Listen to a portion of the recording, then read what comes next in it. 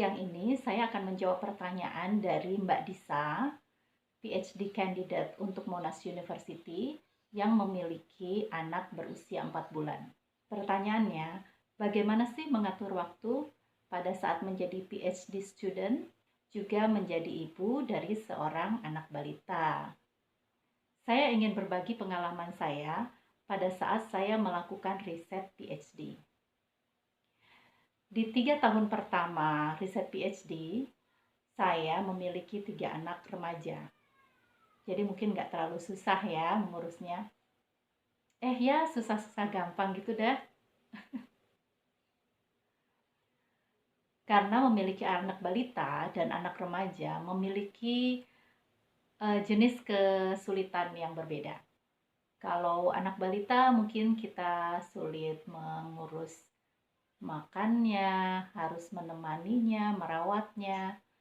Sementara kalau anak remaja lebih kepada pengelolaan emosional, bagaimana mereka berinteraksi di sekolah, bagaimana mereka berinteraksi dengan temannya, culture shock, dan lain-lain.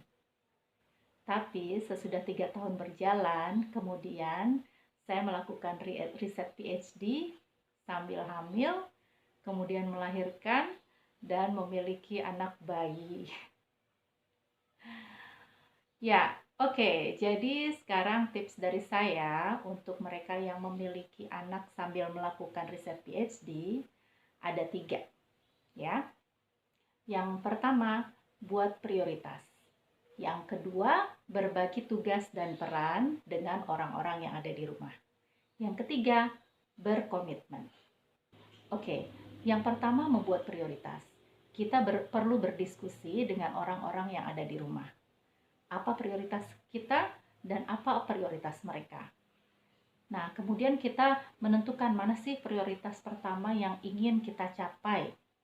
Misalnya, sebagai PhD student, tentu prioritas kita adalah melakukan riset PhD sendiri. Membaca, melakukan penelitian, menulis, dan semua itu pasti butuh waktu kan? Kalau untuk saya, ketika saya melakukan PhD, saya lebih nyaman melakukan riset itu kalau seandainya saya duduk di depan komputer di kampus.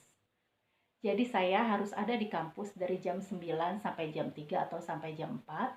Nah, di situ saya melakukan riset, membaca, kemudian menulis, merencanakan field work.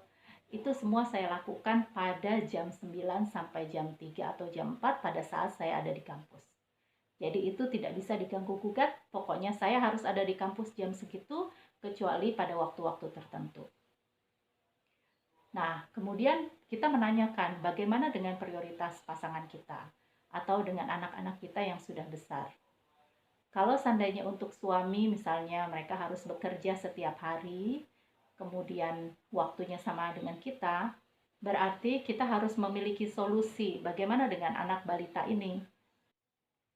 Nah, kalau dulu ketika saya memiliki anak balita sementara saya sedang menulis disertasi, saya memilih untuk mengirimnya ke daycare. Kebetulan waktu itu ada daycare di dekat kampus dan masih ada slot available sehingga saya mengirimkan anak saya ke daycare. Jadi setiap hari saya akan mendorong-dorong pram naik ke dalam bis, kemudian sampai di kampus saya mengirimkan anak saya dulu ke daycare, baru saya ke kampus. Nah, jadi prioritas saya pertama adalah bahwa saya harus menyelesaikan studi PhD ini. Sementara suami saya juga harus bekerja. Karena kalau dia tidak bekerja, keuangan kami tidak cukup untuk membiayai 4 orang anak di Australia waktu itu. Nah, kemudian prioritas selanjutnya bagaimana dengan pekerjaan-pekerjaan rumah yang harus dilakukan oleh saya sebagai seorang ibu rumah tangga. Kebetulan waktu itu saya memiliki 3 anak yang sudah beranjak remaja, jadi kita bisa berbagi tugas. Misalnya, kalau saya tidak sempat masak, anak-anak saya akan menyiapkan sarapannya sendiri, atau saya sudah menyiapkan bahan untuk mereka masak makan sore biasanya ya, atau makan siang kalau mereka pulang lebih cepat.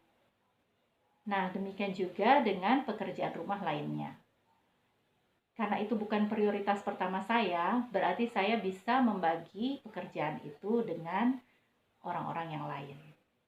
Sehingga sesudah membuat prioritas, Kemudian kita tahu mana prioritas yang harus kita dahulukan, dan prioritas-prioritas lainnya bisa dibantu oleh anggota keluarga yang lain. Nah, untuk Mbak Disa mungkin kalau seandainya anaknya baru satu, balita, tapi kan juga ada pekerjaan memasak misalnya, atau misalnya mencuci baju, menyetrika dan sebagainya. Kalau memang tidak ada asisten di rumah, berarti ya itu jangan jadi prioritas pertama untuk Mbak Disa kerjakan sendiri. Jadi kalau seandainya masak bisa catering, kalau mencuci bisa kirim ke laundry, ya itulah gunanya memilih prioritas. Nah, yang ketiga adalah berkomitmen.